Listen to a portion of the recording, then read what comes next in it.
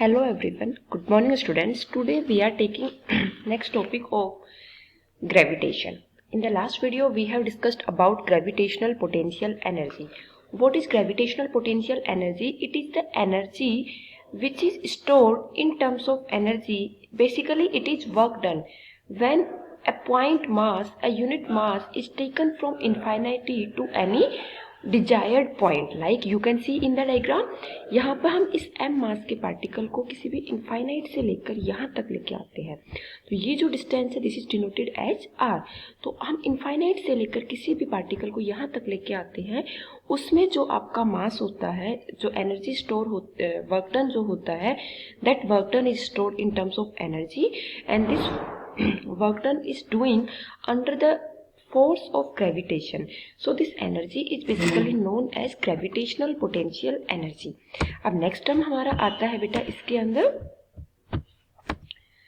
that look at here, this is let us suppose अर्थ है, ये अर्थ का सेंटर है, इसका मास कैपिटल एम है.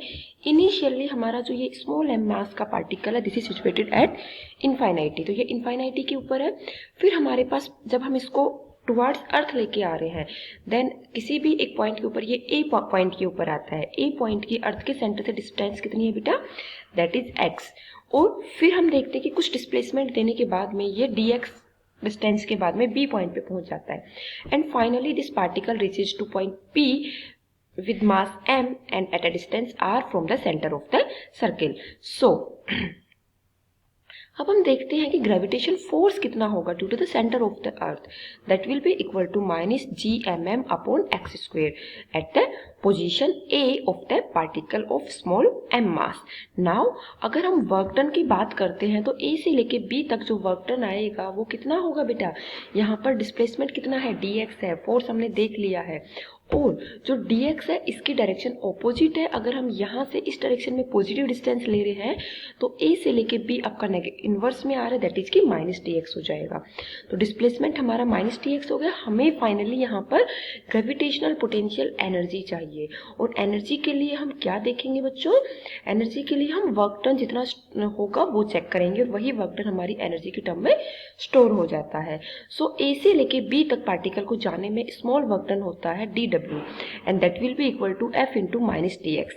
तो F की बात करते हैं तो minus G M M upon X square और ये dx हो जाएगा तो this will be minus dx. अब ये पॉजिटिव हो जाएगा.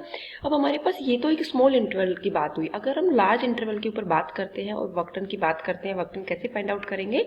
Then W will be equal to integration D W. That means infinite to R G M M upon X square into D X. तो ये क्या होगा बेटा? इनफाइनाइट टू आर कैसे बात करी गई है? पिछले स्लाइड पे देखिए आप. इनिशियली आपका पार्टिकल कहाँ लाई कर रहा था? इनफाइनाइट पे लाई कर रहा था. तो इनिशियल लिमिट क्या होगी? इनफाइनाइट होगी. फाइनली आपका पार्टिकल कहाँ आ गया है? At point P and that is at a distance r from the origin. So infinite से लेकर आपका पार्टिकल r डिस्प्लेसमेंट के ऊपर आ गया है. तो आप नेक्स्ट स्लाइड में देखेंगे कि इनिशियल लिमिट आपकी इनफाइनाइट हो गई, फाइनल लिमिट आपकी r हो गई. So this will be equal to infinite to r G M M upon X square into D X. अब आप देखेंगे कि हमारा वेरिएबल dx है, यहाँ पर नीचे एक्स स्क्वेयर है. The remaining term in the numerator gmm, this is constant, so you can take it out. That will be equal to gmm infinite to r x की पावर माइनस 2 इंटू dx. बेटा x की power minus 2 कैसे किया? ये 1 upon X square की term में बन रहा था. हमें 1 अपॉन एक्स स्क्वेयर को हम x की पावर माइनस 2 भी लिख सकते हैं. जब नोमिनेटर से डिनोमिनेटर में या डिनोमिनेटर से नोमिनेटर में लेके जाते हैं तो हमारी पावर का जो साइन है वो ऑपोजिट हो जाता है. अब हम इंटीग्रेशन का फॉर्मूला रिकॉल करते हैं. x की power n dx that will be equal to x की power n plus 1 upon n plus 1. तो जब यहाँ पे minus 2 plus 1 upon minus 2 plus 1 करेंगे तो ये हमारी टर्म बनेगी बेटा minus 1 by X. Initial limit infinite है, फाइनल लिमिट r है. ये जो माइनस का साइन है इसको बाहर ले लिया, it means minus G M M आ गया. Remaining term is 1 by X. जब हम इसमें लिमिट्स पुट करेंगे तो आप क्या लिखोगे? पहली लिमिट r हो गई, पहले अपर लिमिट करते हैं फिर लोअर लिमिट करते हैं, दोनों के बीच में साइन नेगेटिव आता है. That is 1 by r minus 1 by infinite. और 1 बाई इनफाइनाइट की वैल्यू कितनी होगी बेटा? 0 होगी. It means minus G M M upon r is the value of the work done. अब हम इससे आगे बढ़ते हैं। यही जो वर्क डन है, यही वर्क डन हमारा इनफाइनाइट से लेकर किसी भी पार्टिकल को पी पॉइंट तक लाने के अंदर किया गया है। So this work done will be stored in terms of potential energy and you can say W is equal to U is equal to minus GMM upon R। तो I hope this is clear to you. Now we will move further. अगर हम बात करते हैं इसी energy की कि इसके अंदर नेगेटिव साइन आया है, नेगेटिव साइन बेसिकली अट्रैक्शन को एक्सप्लेन करता है। तो ग्रेविटेशनल जो पोटेंशियल एनर्जी होगी दैट इज ऑलवेज अट्रैक्टिव।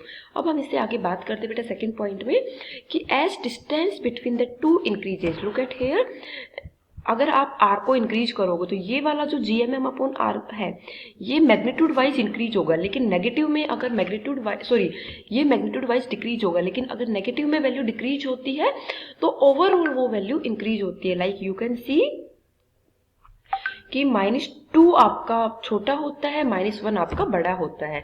तो this is the case as distance between the two increases the gravitational potential energy also increases. And maximum कितनी हो सकती है, जब आपका R इनफाइनाइट हो जाएगा उस केस में आपकी मैक्सिमम पोटेंशियल एनर्जी आपकी 0 हो सकती है। तो हम यहाँ पर बात करते हैं बेटा, आपको 3 डायग्राम दिए हुए हैं, तीनों में अलग अलग चीजें हैं, उनको हम देखते हैं। क्या है, पहले में आपका ये ग्राउंड है, ये जो आपको पर्सन है ये यहाँ से ऊपर चढ़ना स्टार्ट करता है। तो यहाँ पर आपके ग्राउंड और इसके बीच में डिस्टेंस बहुत कम है, मतलब कि एनर्जी ज्यादा है, और मतलब एनर्जी ज्यादा होगी, हाइट कम है। तो इससे आगे हम इसमें भी बात करते हैं। एक आपका रेड कलर का स्कायर है, एक ब्लू कलर का है, दोनों के पास फोर्स इक्वल है, लेकिन ये कम हाइट के ऊपर है, ग्राउंड से ही ज्यादा हाइट के ऊपर है। तो हाइट की वजह से आपका जो ग्रेविटेशनल पोटेंशियल एनर्जी होगी वो ब्लू स्कायर के पास ज्यादा होगी। सिमिलरली आप यहाँ चेक कर सकते हैं, ये 40 मीटर के ऊपर है, ये 20 मीटर के ऊपर, तो 40 वाला डेफिनेटली लार्जर पोटेंशियल एनर्जी के साथ होगा। तो आई होप आपको ये वाला टॉपिक क्लियर हुआ। अब हम इससे रिलेटेड एक क्वेश्चन डिस्कस करते हैं बेटा। Find the potential energy of A system of 4 particles each of mass m placed at the vertices of a square of side L। जिसकी साइड L है उसके वर्टिसेस के ऊपर m मास रखा हुआ है, उसके अंदर हमें पोटेंशियल एनर्जी फाइंड आउट करनी है। तो पोटेंशियल एनर्जी के केस में हम लॉ ऑफ सुपरपोजिशन को फॉलो करेंगे जैसे हमने फोर्स में किया था। तो किसी भी एक पार्टिकल के ऊपर उसकी सराउंडिंग में जितने भी पार्टिकल्स है सबकी वजह से टोटल एनर्जी हम चेक करेंगे। तो यहाँ पर हम पहले अगर साइड्स की अलोंग बात करते हैं तो A B B C C D और डी चारों की लेंथ L होगी। डायगोनल के अलोंग बात करते हैं तो पाइथागोरस लगा के हम ये वाली जो डिस्टेंस है this is equal to √2L। लेकिन अगर हमारा सेकंड पार्ट में क्या पूछा गया है बेटा, सेंटर ऑफ स्क्वायर से पोटेंशियल फाइंड आउट करनी है। तो अगर सेंटर से वर्टिसेस की डिस्टेंस फाइंड आउट करेंगे that will be equal to L/√2, that is √2L/2, it means L/√2। तो आई होप आपको ये चीजें क्लियर हुई। अब हमें नेट पोटेंशियल एनर्जी चाहिए चारों पार्टिकल्स की वजह से बेटा। तो हम अगर पहले पार्टिकल की बात करते तो UBA, फिर UCB प्लस UCA, हम A के ऊपर चेक कर रहे हैं, फिर D के ऊपर क्या होगा बेटा, DA, DB और DC, चारों की एनर्जी होगी। इसमें 2 टाइप की एनर्जी अगर आप देख रहे हैं, एक तो आपका अलोंग द डायगोनल और दूसरा अपना आपका along the side of the vertices. तो अगर हम साइड्स के अलोंग देखेंगे तो सबका मास m है, सबके बीच की डिस्टेंस इक्वल है, इट मीन्स कि हर एक जो चारों साइड है सबकी जो एनर्जी होगी दैट विल बी आइडेंटिकल। तो उसको हम 4 टाइम करके लिख देंगे, और जो डायगोनल होगा वो भी हमारा सेम केस में इक्वल होगा। तो डायगोनल वाली जो टर्म्स है उनको हम 2 टाइम करके लिख देंगे, because here are the 2 diagonals. So you can write it here, U is equal to 4 times of UBA plus 2 times of UDB। अब UBA की वैल्यू आप कितना देखेंगे बेटा, -GMM अपॉन L, और UDB की वैल्यू कितना देखेंगे, GMM अपॉन √2L। ये L/√2 नहीं आएगा बेटा, दिस इज √2L। अब इससे आगे हम देखेंगे, जब इसको सोल्व करेंगे तो this will become 5.41 GM² upon L। This will be the potential energy of the system of particles. अब इसमें बेटा आपको जो ये सेकेंड पार्ट है, centre of potential at the centre, ये आपको खुद कैलकुलेट करना है। पोटेंशियल क्या होता है, basically intensity of gravitational field होती है, that is E/GM upon R। Origin से आपको डिस्टेंस बता दी है, मास आपको पता है, जी की वैल्यू आपको पता है। अब सारी चीजें चारों की वजह से आपको ये नेट आपको फाइंड आउट करना होगा। अब हम बढ़ते हैं बेटा नेक्स्ट क्वेश्चन की तरफ। नेक्स्ट क्वेश्चन में आपको क्या दिया है, 2 बॉडी दी है जिनका एक का मास आपका 10 kg है, दूसरे का मास 1000 kg है, दोनों के बीच में डिस्टेंस आपकी 1 मीटर है। अब आपसे पूछा है कि ग्रेविटेशनल फील्ड इंटेंसिटी उनके इन बिटवीन में किस पॉइंट के ऊपर 0 होगी बेटा। तो ऐसे इन बिटवीन के पॉइंट को लेट करने के लिए हमें नहीं पता है, तो we can consider that from any of the mass at any distance X the gravitational potential energy is zero. तो जो दूसरा मास बचेगा उससे कितने डिस्टेंस पे जीरो होगी बेटा? टोटल अगर दोनों के बीच की 1 है तो 1 माइनस एक्स मीटर पे दूसरे वाले पार्टिकल से जीरो हो जाएगा। तो हमने यहाँ पर कंसीडर किया है कि 10 kg वाले से ये एक्स डिस्टेंस के ऊपर ग्रेविटेशनल फील्ड इंटेंसिटी आपकी जीरो हो रही है। तो आपको ग्रेविटेशनल फील्ड इंटेंसिटी का फॉर्मूला पता है Gm/r²। तो आप वो वैल्यू रखेंगे और जहां पर जीरो होगी वहां पर लेफ्ट और राइट की वजह से दोनों की इक्वल होगी, तभी तो नेट जीरो होगी। इट मीन्स कि आप 10 kg और 1000 kg की वजह से दोनों साइड में निकालोगे और उसको इक्वल पुट कर दोगे। That will become g into 10/x², that will be equal to g into 1000/1 minus x²। जब आप g से g को कैंसिल करोगे, 10 से 1000 में कैंसिल होगा तो 100 बच गया। तो आप जब इसको क्रॉस मल्टीप्लाई करके लिखेंगे तो this will be equal to 100x² is equal to 1 minus x का होल स्क्वायर। हमें इसको सोल्व करना है। सोल्व करने के लिए बेटा इजी मेथड है आपका कि आप इस पूरी टर्म का दोनों साइड में अंडर रूट ले लेंगे। तो लेफ्ट हैंड साइड में 100 का 10, x² का x, राइट हैंड साइड में 1 माइनस एक्स, तो 10x is equal to 1 minus X. तो x की वैल्यू कितनी आ गई? 1/11 आ गई। तो ये जो x की वैल्यू 1/11 आई है, this is from the 10 kg की मास से बेटा। अगर आपसे क्वेश्चन में ये पूछा जाता है कि 1000 kg से बताओ, तो आपको 1 माइनस एक्स डिस्टेंस पे, that is 1 minus 1/11, it means 10/11 के ऊपर आपकी जो डिस्टेंस होगी वो कैसी होगी? ग्रेविटेशनल फील्ड इंटेंसिटी कैसी होगी बेटा?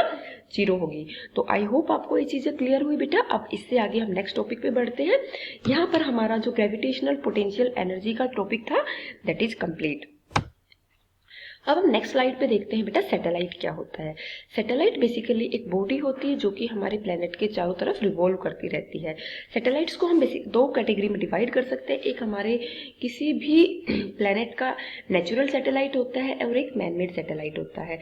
जैसे मून है, कोमेट्स है, ये सब हमारे नेचुरल सैटेलाइट है। और अगर हम मैनमेड सैटेलाइट की बात करते हैं तो स्पुतनिक फर्स्ट है, मीजेट फर्स्ट, सेकंड, थर्ड है।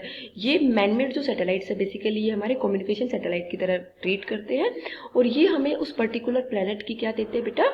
इंफॉर्मेशन देते हैं, जो कि कम्युनिकेट करके हमें जहाँ से हमने सैटेलाइट को भेजा है मैनमेड को, वहां पर हमें ये इन्फॉर्मेशन प्रोवाइड करा देते हैं ताकि जो साइंटिस्ट है वो अपनी स्टडी को आगे फर्दर प्रोसीड कर सके।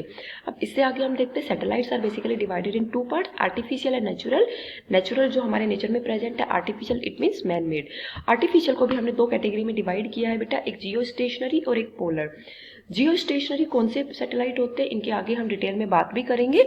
यहाँ पर मैं आपको एक ओवरव्यू दे देती हूँ। जियो स्टेशनरी सैटेलाइट वो सैटेलाइट होते हैं जो कि अर्थ के इक्वेटर प्लेन के अंदर रोटेट करते हैं, रिवॉल्व करते हैं और अर्थ की जो डायरेक्शन है रोटेशन की, वेस्ट टू ईस्ट, उसी डायरेक्शन में सेम एंगुलर वेलोसिटी के साथ में वो मूव करते हैं। जबकि जो पोलर सैटेलाइट्स वो क्या होते हैं बेटा? अर्थ के पोलर प्लेन में मूव करते हैं और ये अर्थ के सरफेस के ज़्यादा नियर बाई होते हैं। इसलिए जो पोलर सैटेलाइट्स जो आपको इन्फॉर्मेशन देते हैं वो जियो स्टेशनरी सैटेलाइट के बजाय ज़्यादा कॉन्फिडेंशियल होती है। अब इससे आगे बढ़ते हैं बेटा, एस्केप वेलोसिटी क्या होती है?